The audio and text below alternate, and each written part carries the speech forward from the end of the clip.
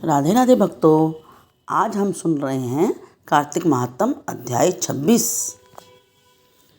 पिछले अध्याय में हमने सुना कि राजा मित्रसह श्रापवश राक्षस बन गया था और एक मुनि की पत्नी भी श्राप से पिशाचिनी बन गई थी। अब आगे सुनते हैं। आगे की कथा सुनाते हुए सूत जी ने कहा, हे ऋषियों, इस प्रकार से वह राक्षस और पिशाचिनी दोनों घूमते फिरते नर्मदा नदी के तट पर एक वट वृक्ष के नीचे आकर ठहरे। उस वट वृक्ष पर एक गुरु निंदक ब्रह्म राक्षस रहता था। उन दोनों को देखकर वह ब्रह्म राक्षस कहने लगा, अरे तुम कौन हो? किस पाप के कारण इस दशा को प्राप्त हुए हो? तब राक्षस रूपधारी राजा ने अपना तथा पिशाचिनी का संपूर्ण वृत्तांत सुनाकर कहा कि अब आप भी अपना वृत्तांत सुनाइए।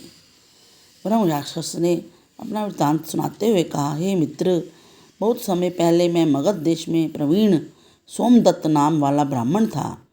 मैंने अपने को बड़ा भारी विद्वान और महान मानकर अभिमानवश गुरु जी का अपमान किया। उसी पाप के कारण मैं इस योनि को प्राप्त हुआ हूँ। इस जन्म में भूख से पीड़ित होकर मैंने अनेक ब्राह्मण खा डाले हैं। गुरु का अपमान करने से निश्चय ही ब्रह्म राक्षस की योनि प्राप्त होती है। यह बात मैंने भली भांति जान ली है। तब कलमाशपाद ने पूछा, हे मित्र, गुरु की कोटि में कौन कौन आते हैं? कृपया मुझे बताइए।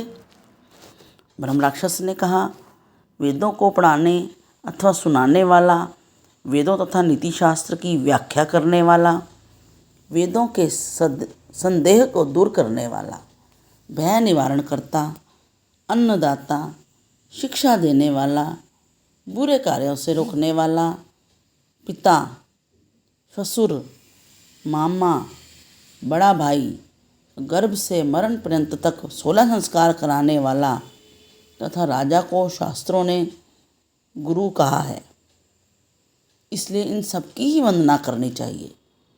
यह सुनकर कलमाशपाद ने आगे पूछा, हे भाई, तुमने अनेक गुरु कहे हैं, इनमें से कोई बड़ा भी है या सभी बराबर हैं?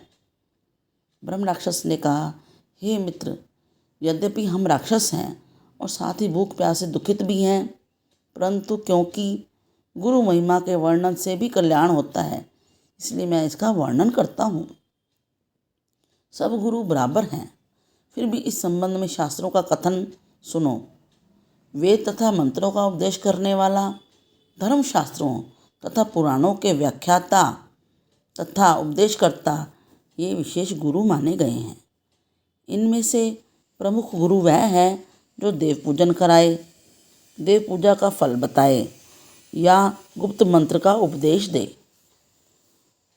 ब्रह्म राक्षस ने अपने राक्षस बनने की कथा सुनाते हुए कहा, मैंने धर्म, अर्थ, काम और मोक्ष देने वाले सभी पुराण गौतम ऋषि से सुने थे।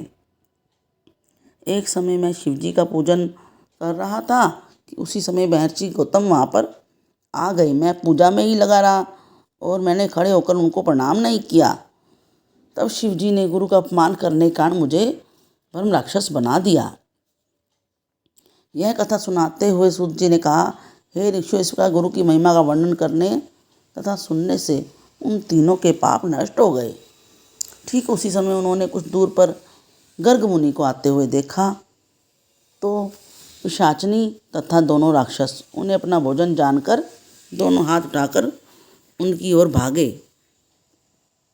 परंतु गर्ग मुनि के द्वारा शिव जी का नाम ले जाने पर उनके समीप ना जाकर पिशाचिनी दूर से ही कहने लगी, हे महात्मन, आपको नमस्कार है। हमने कितने ही ब्राह्मण खाए हैं, परंतु महादेव जी का नाम स्मरण करने के कारण आप सुरक्षित हैं। तब गर्ग मुनि ने तुलसी युक्त जल से उनका अभिषेक किया। उस जल का स्पर्श होते ही ये तीनों राक्षस योनि से मुक्त होकर देवरूप हो गए। ब्राह्मणी और सोमदत्त विष्णु रूप होकर गर्ग मुनि की स्तुति करने के बाद विष्णु लोक को चले गए।